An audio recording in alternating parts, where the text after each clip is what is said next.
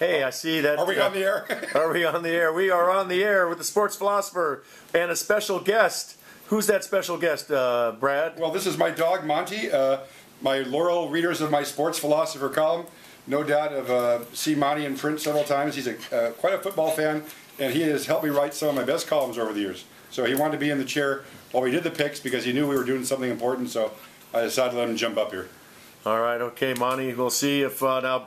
I understand that sports philosopher was what 3 for 4 last week. 3 for 4 2 weeks ago. The last time we did the picks, we took last week off, as you recall. But we're in a little bit of a hot streak. We were 2 for 3 3 weeks ago and 3 for 4 last week. So we're trying to build up some momentum as we steam toward the playoffs. Okay, we're hitting our stride. Okay, we got 3 picks this week. All right, let's get right to them then. I understand Tennessee coming to Atlanta this week. Yeah, that's an interesting game. I think it's a good game for the over. I'm not sure who's going to cover. Of course, I'm not sure of anything, but in life. But I think the over is a good one at 44 points for the Falcons and the Tennessee Titans. 2 good quarterbacks.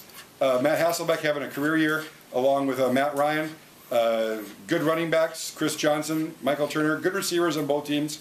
The defense of each team, Tennessee's got a decent defense, not too great. Atlanta's got a poor defense this year. I see that game as just being your typical 33-24 game. A lot of points, just good back and forth flow.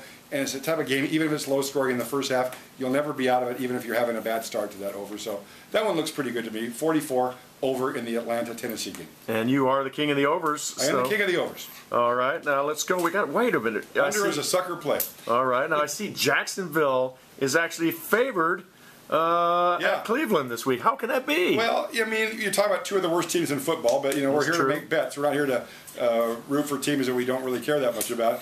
Wagering-wise, I think it's a good opportunity to get a home underdog in the Cleveland Browns.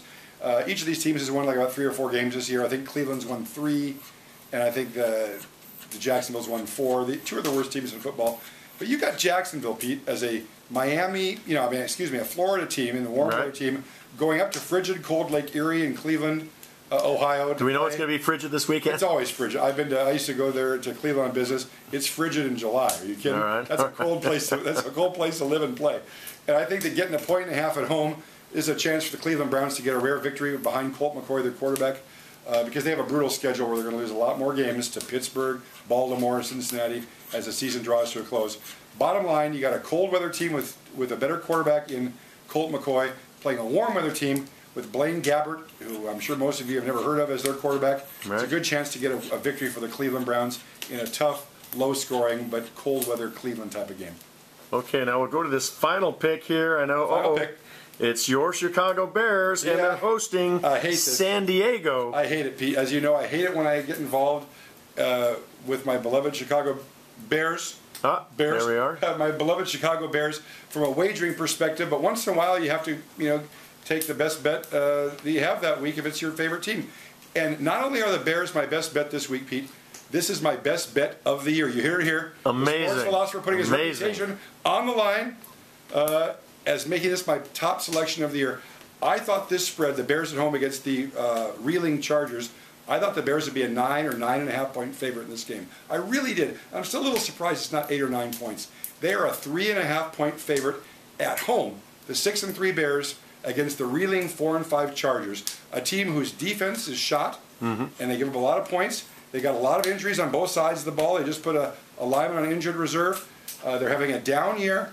Phillip Rivers, their Pro Bowl quarterback, their one chance for victory every week, is having the worst year of his career with 15 interceptions and 4 lost fumbles. He leads the league in turnovers. And the reason he's making so many turnovers is he's got a crummy team around him. The Bears are hot. The Bears have got great players on both sides of the ball. They've not only won 4 in a row, they've done it very impressively. This is a cold weather game against a warm weather team with a lot of injuries. I don't see this game as close. You got a defense in the Chargers that's no good versus a defense on the Bears that has 3 future Hall of Famers, the law firm of Briggs, Urlacher, and Peppers. That's a tough team to beat. I see this game, Pete, as being at least a 14-point Bears victory and perhaps over 20. This is a route. Take it all the way to the bank. The Chicago Bears, the monsters of the Midway, giving only 3.5 points. Amazing. The best bet of the year. A relaxing sip of Newcastle Brown Ale and toast the Chicago Bears. So there you have it. The author of the Gods are It's Where Gods Gamble, Pete. Where Gods Gamble, and we're gambling a little bit on this a couple of picks On the here. Chicago Bears. On the Chicago We're gambling Bears. on the Chicago Bears not making me look bad. All right, there you have it. Sports Philosopher is back. Pete, He's hot. It's going to be a wrap. Maybe it's time for you to go to Vegas and make a couple of bets finally. All right. Take the Bears, give the points, laugh all the way to the bank. All right, we'll see you next week. We'll see you.